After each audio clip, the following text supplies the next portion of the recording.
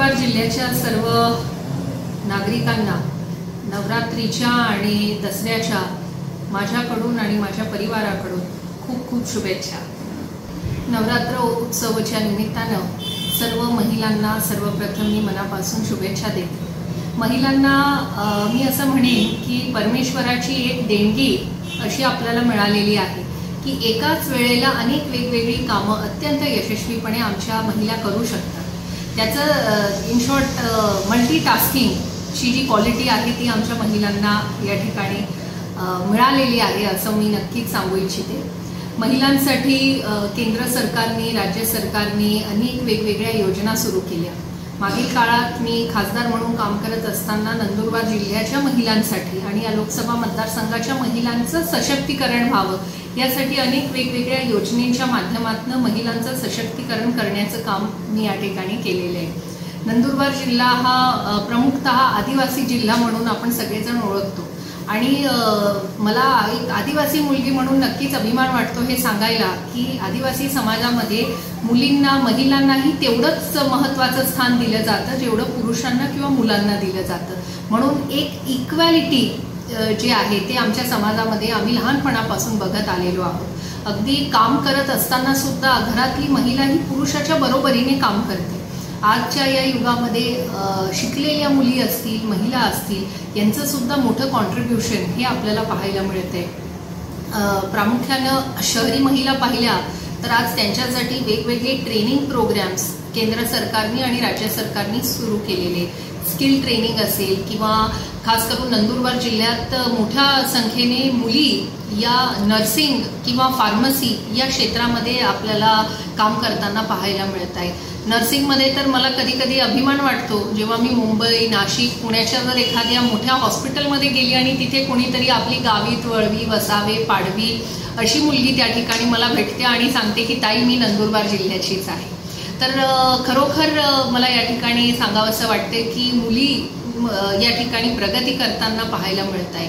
ज्या आज शिकताय त्या मुलींसाठीही वेगवेगळे कोर्सेस आज आपल्याकडे उपलब्ध आहे जे वेगवेगळे स्कूल किंवा कॉलेज नंतर पुढचं कॉलेजचं शिक्षण करू शकले नाही पण त्यांच्यामध्ये जे कलागुण आहेत त्यांना वाव मिळावा यासाठी स्किल ट्रेनिंगचे सुद्धा अनेक प्रोग्राम हे आपल्या जिल्ह्यामध्ये या ठिकाणी आज सुरू आहे। आज ज्या ग्रामीण भागात राहणाऱ्या आमच्या महिला भगिनी आहेत त्यांचं संघटन करण्यासाठी मोठ्या संख्येने आम्ही महिला बचत गटांची सुद्धा या ठिकाणी निर्मिती मोठ्या संख्येने केलेली आहे आणि महिला बचत गटांचे जे समूह आहेत यांना केंद्र सरकार आणि राज्य सरकारच्या मदतीनं जिथे अर्थसहाय्याची आवश्यकता असेल तिथे अर्थसहाय्य, जिथे ट्रेनिंगची आवश्यकता असेल तिथे ट्रेनिंग देऊन त्या महिलांना सशक्त करण्याचं काम आम्ही मोठ्या संख्येने या ठिकाणी केलंय।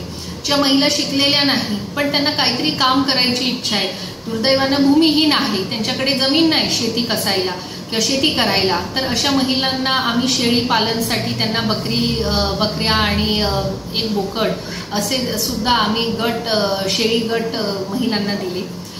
काही महिलांना आम्ही दुग्ध व्यवसाय करण्यासाठी गायींची योजना सुद्धा आदरणीय गावित साहेबांना सांगून मंजूर करून दिली आणि त्यामुळे दुग्ध व्यवसायाला सुद्धा चालना आज मोठ्या संख्येने या ठिकाणी आपल्याला पाहायला मिळते। यामध्ये प्रामुख्याने नंदुरबार तालुका असेल, नवापूर तालुका असेल, तळोदा तालुका असेल, धडगाव अक्कलकुवा तालुका असेल यामध्ये मोठ्या संख्येने महिला भगिनींनी या दुग्ध व्यवसायाअंतर्गत त्यांनी गायींची योजना, गायींचा जो गट आहे दुधाळ जनावरांचा गट हा त्यांच्या गट तयार करून त्यांच्या गटाला प्रत्येक महिलेला 2-2 गायी अशा योजना अंतर्गत त्यांना दुग्ध व्यवसायासाठी एक मदत या ठिकाणी मिळालेली आहे।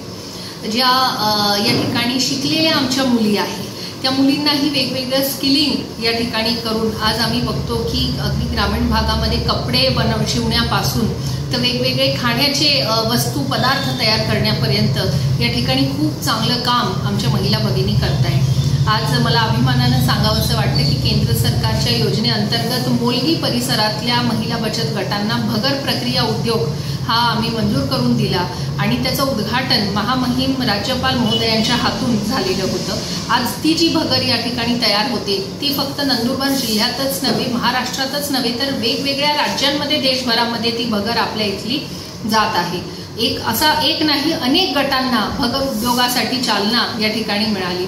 दडगाव तालुक्यामध्ये आमचूरचं काम हे खूप मोठ्या प्रमाणावर केलं जातं, परंतु आमचूर हे फक्त जमिनीवर आंबे जे आहे ते कापून सोलून त्या ठिकाणी सुकवले जात होते. तर जमिनीवर सुकवल्यामुळे ते काळे पडायचे. तर ते जे आहे आंबे ते काळे जर झाले आणि काळा जर आमचूरचा जर कलर थोडासा ब्राऊन झाला किंवा काळा झाला तर त्याला मोबदला तेवढा चांगला मिळत नव्हता. तर आम्ही या महिलांच्या गटांना 218 महिला बचत गटांना जवळपास 400 मशीनं हे आम्ही उपलब्ध करून दिले सोलर ड्रायरचे.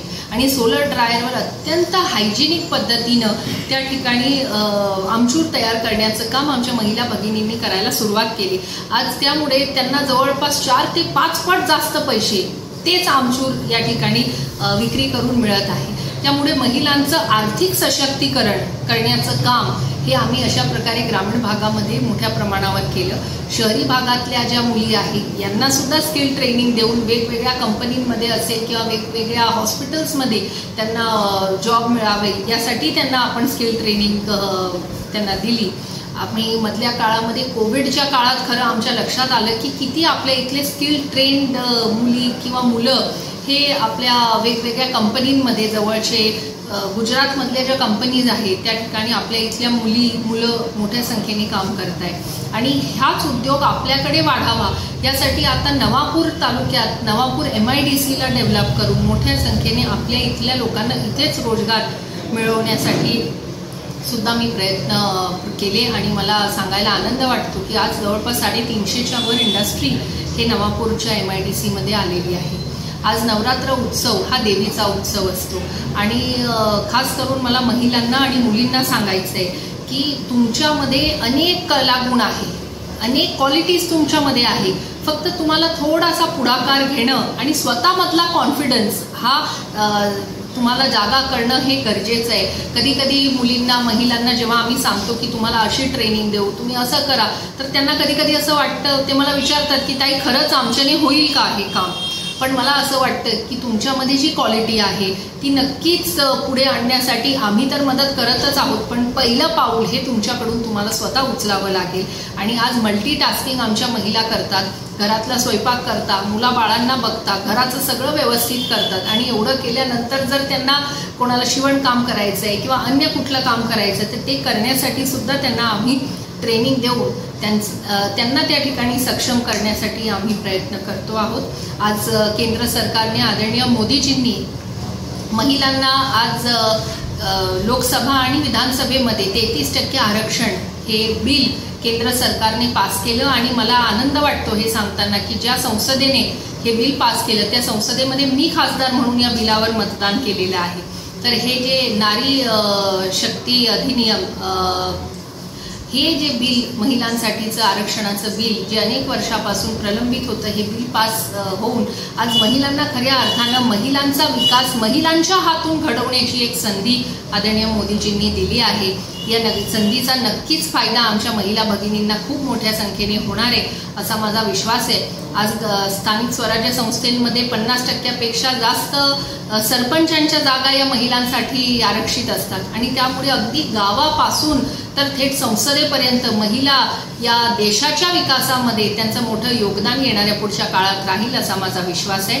मी या नवरात्र उत्सवाच्या निमित्त महिला भगिनींना खूप खूप शुभेच्छा देते आणि या नारी शक्तीचा जागर हा जो कार्यक्रम आहे याला सुद्धा मी मनापासून शुभेच्छा देते.